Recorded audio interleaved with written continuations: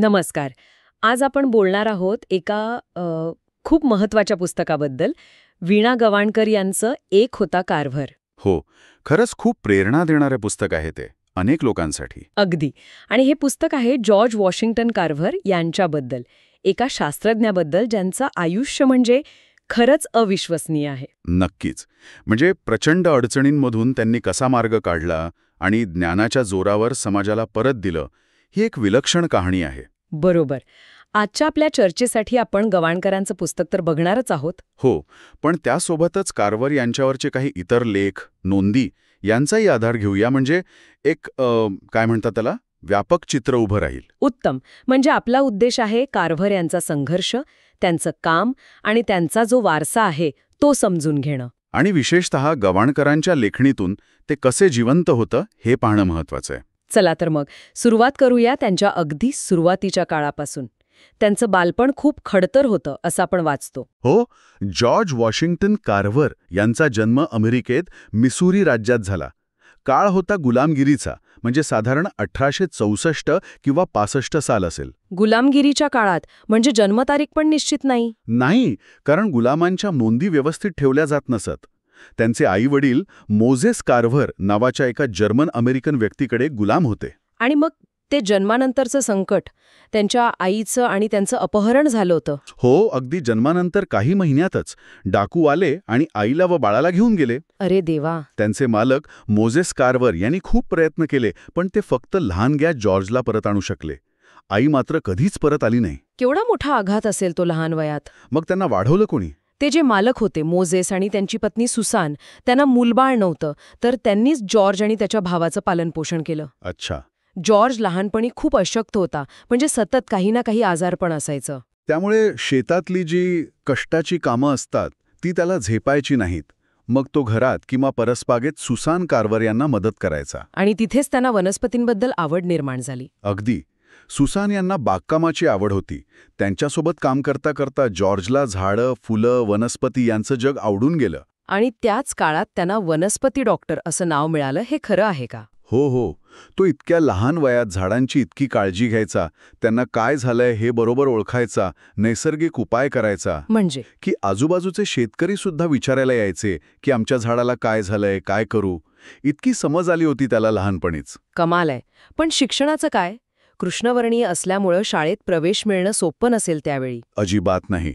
जवळच्या शाळेत प्रवेश नाकारला गेला कारण तो कृष्णवर्णीय होता. मग सुसान कार्व्हर यांनी घरीच थोडी अक्षर ओळख करून दिली. पण जॉर्जला शिकायची प्रचंड इच्छा होती, ज्ञानाची भूक होती. म्हणून वयाच्या साधारण 11व्या वर्षी तो फक्त शाळेत जाता यावं म्हणून घर सोडून निघाला. निओशो नावाच्या गावात गेला, जिथे कृष्णवर्णीय मुलांसाठी शाळा होती. 11व्या वर्षी घर सोडलं एकट्याने? हो, आणि तिथेच त्याने ठरवलं की आता लोक आपल्याला कार्व्हर्स जॉर्ज, म्हणजे कार्व्हरचा जॉर्ज म्हणतात, तसं नाही म्हणायचं. अच्छा. त्याने स्वतःला जॉर्ज कार्व्हर असं म्हणून घ्यायला सुरुवात केली. एक स्वतंत्र ओळख निर्माण केली. वाव. पण मग शिक्षण आणि राहण्याचा खर्च कसा भागवला असेल त्यांनी? खूप कष्ट केले. मिळेल ते काम स्वीकारलं. घरगडी म्हणून काम केलं, उपहारगृहात मदतनीस म्हणून, धोबी म्हणून, शेतमजूर म्हणून. म्हणजे मिळेल ते काम करत शिक्षण घेतलं? हो. आणि एका शाळेतून दुसऱ्या शाळेत चांगल्या शिक्षणाच्या शोधात तो फिरत राहिला. कॅन्ससमध्ये मिनियापोलिस इथे कुठेतरी त्याचं माध्यमिक शिक्षण पूर्ण झालं. किती चिकाटी आणि जिद्द. खरंच, हीच जिद्द त्याला पुढे उच्च शिक्षणापर्यंत घेऊन गेली. सुरुवातीला त्यांना कला आणि संगीतात जास्त रस होता असेही म्हणतात. हो, बरोबर आहे. सिम्सन कॉलेजमध्ये त्यांनी चित्रकला शिकायला सुरुवात केली होती. पियानो पण शिकत होते. मग कृषी क्षेत्राकडे कसे वळले? त्यांच्या एका शिक्षिकेने त्यांची वनस्पतींची चित्र पाहिली. तिला जाणवलं की या मुलाला वनस्पतीशास्त्रात खूप गती आहे. तिनेच सल्ला दिला की तू शेती आणि वनस्पतीशास्त्राचा अभ्यास कर. अच्छा.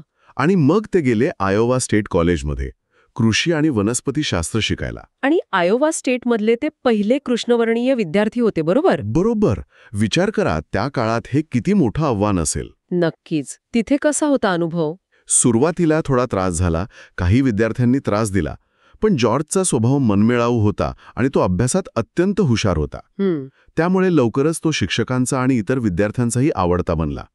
त्याने तिथे वनस्पतीशास्त्रात पदवी घेतली. आणि मग पुढे मास्टर्स पण केलं ना? हो, वनस्पती विकृतीशास्त्र म्हणजे प्लांट पॅथॉलॉजीमध्ये पदव्युत्तर पदवी मिळवली. इतकंच नाही तर त्याचे प्रोफेसर त्याच्यावर इतके खुश होते की त्यांनी पदवी मिळायच्या आधीच त्याला व्हरायटी मॅनेजर म्हणून कामाला घेतलं होतं. म्हणजे आता त्यांच्यापुढे चांगल्या नोकरीच्या अनेक संधी उपलब्ध होत्या. अगदी. आयोवा स्टेटमध्येच त्यांना प्राध्यापक म्हणूनही संधी मिळत होती. चांगली प्रतिष्ठित नोकरी होती ती. मग ते टस्केगीला का गेले? बुकर टी वॉशिंग्टन यांचं बोलावणं आलं होतं. बरोबर. त्याच सुमारास त्यांना टस्केगी इन्स्टिट्यूटचे संस्थापक बुकर टी वॉशिंग्टन यांचं पत्र आलं. टस्केगी ही खास कृष्णवर्णीय विद्यार्थ्यांसाठीची संस्था होती. आणि ते पत्र खूप भावनिक आवाहन करणारं होतं असं म्हणतात. हो. त्यात वॉशिंग्टन यांनी स्पष्ट लिहिलं होतं की मी तुम्हाला खूप पैसा, मोठं पद किंवा प्रसिद्धी देऊ शकत नाही. अच्छा. त्याऐवजी मी तुम्हाला देऊ शकतो ते म्हणजे खूप कष्ट, आपल्या लोकांना दारिद्र्यातून आणि दुर्दशेतून बाहेर काढण्याचं काम. आणि प्रयोगशाळेबद्दल पण काहीतरी लिहिलं होतं. हो. ते म्हणाले होते प्रयोगशाळा तुमच्या डोक्यातच असेल, म्हणजे साधनसामुग्री काहीच नाही हे स्पष्ट सांगितलं होतं. तरीही कार्व्हर यांनी तिकडे जायचा निर्णय घेतला, कमी पगारावर. हो. हा त्यांच्या आयुष्यातला खूप मोठा निर्णय होता. एकीकडे सुरक्षित भविष्य होतं, दुसरीकडे आव्हानं होती, पण आपल्या लोकांसाठी काम करण्याची एक आंतरिक तळमळ होती. त्यांना वाटलं की हेच शिक्षण त्यांच्या समाजाला खरं स्वातंत्र्य मिळवून देईल. अगदी. आणि त्यांनी ती संधी स्वीकारली.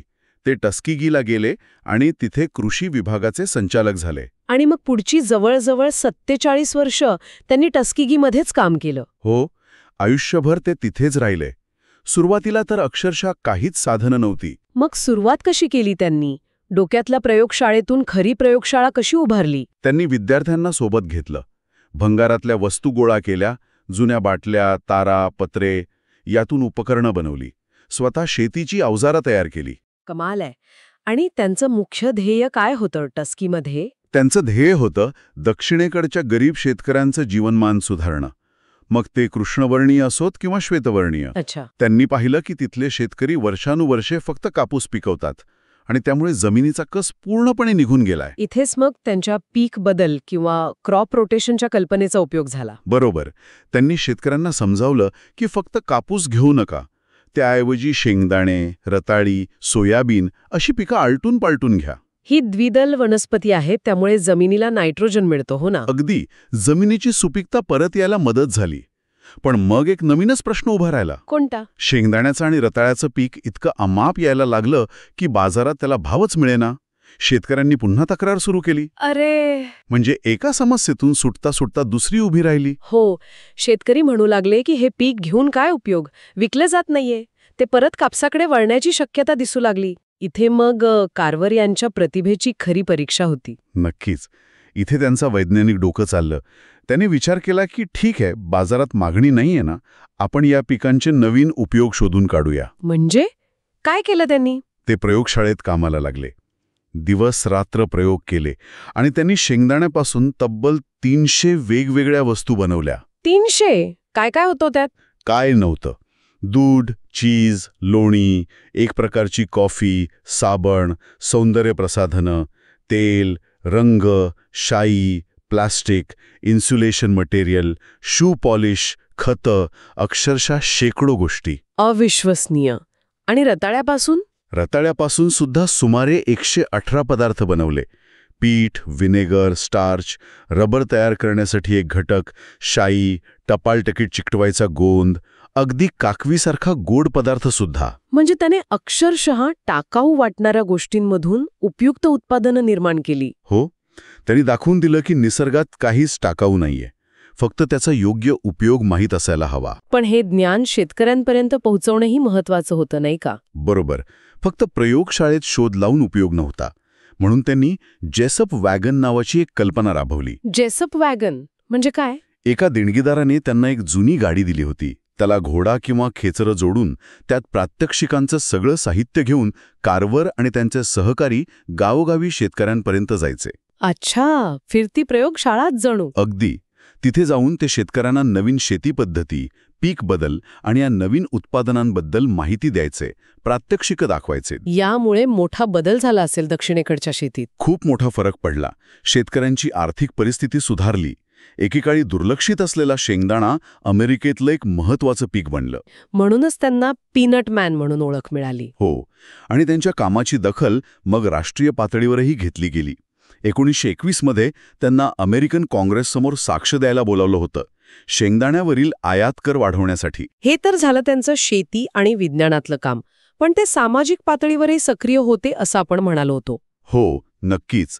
वंशभेद त्यांनी स्वतः अनुभवला होता. त्यामुळे वंशभेदाविरुद्ध आणि समानतेसाठी ते नेहमी बोलायचे. देशभर व्याख्यानं दिली त्यांनी. विशेषतः तरुणांमध्ये जागरूकता निर्माण करण्याचा त्यांचा प्रयत्न होता. हो, ते श्वेतवर्णीय तरुणांशी बोलायचे. त्यांना वंशभेदाच्या अन्यायाबद्दल समजावून सांगायचे. त्यांचा स्वभाव खूप सौम्य, विनम्र होता, पण बोलण्यात ठामपणा होता. त्यामुळे लोक ऐकायचे त्यांचं. त्यांच्या व्यक्तिमत्वाबद्दल बोलताना नेहमी एक गोष्ट येते, ती म्हणजे त्यांची निगर्वी वृत्ती. इतकं मोठं काम करूनही प्रसिद्धी, पैशांची त्यांना अजिबात लालसा नव्हती. अजिबात नाही. अत्यंत साधेपणाने राहायचे ते. कुणी टीका केली तरी त्याकडे दुर्लक्ष करून आपल्या कामात मग्न असायचे. धार्मिक वृत्तीचे होते असंही वाचनात येतं. हो, खूप श्रद्धाळू होते. निसर्गात त्यांना देवाचं रूप दिसायचं. अनेक विद्यार्थी त्यांना पित्यासारखे मानत. त्यांनी फक्त ज्ञान नाही दिलं, तर एक नैतिक आधार दिला अनेकांना. त्यांची हेनरी फोर्ड यांच्याशी मैत्री होती, हा पण एक रंजक किस्सा आहे. हो, ऑटोमोबाईल किंग हेनरी फोर्ड आणि कार्वर खूप चांगले मित्र बनले होते. फोर्ड यांना कार्वर यांच्या कामाबद्दल आणि व्यक्तिमत्वाबद्दल खूप आदर होता. आणि फोर्ड यांनी त्यांच्यासाठी लिफ्ट बसवून दिली होती ना? हो, कार्वर उतारवयात टस्कीच्या ज्या वसतिगृहात राहत होते, तिथे त्यांना जिने चढायला त्रास होऊ नये म्हणून फोर्ड यांनी खास त्यांच्यासाठी एक लिफ्ट बसवून दिली होती. केवढा आदर! खरंच खूप मोठं व्यक्तिमत्व होतं त्यांचं. त्यांचं निधन कसं झालं? 5 जानेवारी 1943 रोजी टस्कीमध्येच राहत्या घरी पायऱ्यांवरून पडून अपघात झाला आणि त्यात त्यांचं निधन झालं. अच्छा. त्यांना त्यांचे गुरु आणि मित्र बुकर टी वॉशिंग्टन यांच्या शेजारीच दफन करण्यात आलं. आणि मृत्यूनंतर त्यांना एक मोठा सन्मान मिळाला. हो, राष्ट्रीय स्मारकाचा. हो, तत्कालीन राष्ट्राध्यक्ष फ्रँकलिन रूझवेल्ट यांनी त्यांच्या नावाने राष्ट्रीय स्मारक घोषित केलं आणि असा सन्मान मिळवणारे ते पहिले आफ्रिकन अमेरिकन होते. जॉर्ज वॉशिंग्टन आणि अब्राहम लिंकन यांच्यानंतर हा मान मिळालेला ते तिसरे अमेरिकन. हो, हे त्यांच्या कार्याची आणि देशावर पडलेल्या प्रभावाची खरी पोचपावती होती. एका ठिकाणी म्हटलंय की रात्रंरात्र ते प्रयोगशाळेत काम करत असत. बाहेर सगळं जग झोपलेलं असताना त्यांच्या खिडकीतून मात्र प्रकाश येत असे. ही कामाप्रतीची निष्ठा खरंच अविश्वसनीय आहे. अगदी. आता आपण येऊया वीणा गवाणकरांच्या पुस्तकाकडे, ज्याने ही अद्भुत कहाणी आपल्या मराठी वाचकांपर्यंत पोहोचवली. एक होता कार्वर. हो, हे पुस्तक कसं लिहिलं गेलं याची पण एक गोष्ट आहे. हो, गवाणकर त्यांच्या मुलांना रात्री झोपताना काहीतरी चांगलं, प्रेरणा देणारं सांगायला हवं म्हणून गोष्टी शोधत होत्या. तेव्हा त्यांना कुठेतरी कार्वर यांच्याबद्दल वाचायला मिळालं आणि त्यांना ती गोष्ट इतकी आवडली की त्यांनी त्यावर पुस्तक लिहायचं ठरवलं. सुरुवातीला फक्त मुलांसाठी म्हणून काही टिप्पणं काढली, पण जसजशी माहिती मिळत गेली तसतसा त्यांना तो विषय अधिकच महत्त्वाचा वाटू लागला. त्यांना वाटलं ही गोष्ट सगळ्यांपर्यंत पोचायला हवी. मग कुटुंबाच्या मदतीने, प्रोत्साहनाने त्यांनी हे पुस्तक पूर्ण केलं. आणि या पुस्तकाची भाषा इतकी साधी, सरळ, ओघवती आहे की अगदी लहान मुलांपासून मोठ्यांपर्यंत कुणीही वाचावं आणि कार्वर यांच्या जगात हरवून जावं. बरोबर. कुठेही बोझडपणा नाही, क्लिष्टता नाही, पण भावना थेट काळजाला भिडतात. कार्वर यांचा संघर्ष, त्यांची जिद्द, त्यांचं दुःख, त्यांचं यश सगळं इतकं सहजपणे मांडलंय गवाणकरांनी. म्हणूनच हे पुस्तक एवढं लोकप्रिय झालं आणि आजही ते अजरामर मानलं जातं. ते फक्त चरित्र सांगत नाही, तर जगण्याकडे बघण्याचा एक सकारात्मक दृष्टिकोन देतं. हो, परिस्थिती कितीही वाईट असली तरी आपण आपल्या प्रयत्नांनी, आपल्या कौशल्याने त्यावर मात करू शकतो हा विश्वास मिळतो हे पुस्तक वाचून. कष्ट, चिकाटी, आशावाद याचं महत्त्व पडतं. अनेक जण म्हणतात की हे पुस्तक म्हणजे फक्त चरित्र नाही, ते एक लाईफ लेसन आहे. वेगवेगळ्या क्षेत्रातल्या लोकांना, शेतकऱ्यांना, विद्यार्थ्यांना सगळ्यांनाच यातून काहीतरी मिळालं आहे. नक्कीच.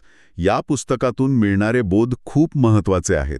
सगळ्यात पहिला म्हणजे परिस्थिती आपल्या नियंत्रणात नसते, पण प्रयत्न करणं आपल्या हातात असतं. प्रयत्न थांबले की माणूस थांबतो. बरोबर. आणि दुसरं म्हणजे ज्ञान मिळवण्याची कोणतीही संधी दवडू नये. आयुष्यभर काहीतरी नवीन शिकत राहावं, विद्यार्थी बनून राहावं. आणखी एक महत्त्वाचा मुद्दा म्हणजे माणसाला त्याच्या दिसण्यावरून, त्याच्या रंगावरून किंवा गरीब परिस्थितीवरून कधीच कमी लेखू नये. कार्वर याचं उत्तम उदाहरण आहे. अजून एक गोष्ट जी मला खूप महत्वाची वाटते ती म्हणजे कौशल्य. कारवर नेहमी म्हणायचे की ज्याच्या हातात कौशल्य आहे तो कधी उपाशी राहत नाही. आणि लोभ टाळायला हवा. प्रगती करायची असेल तर लोभाला स्थान नाही.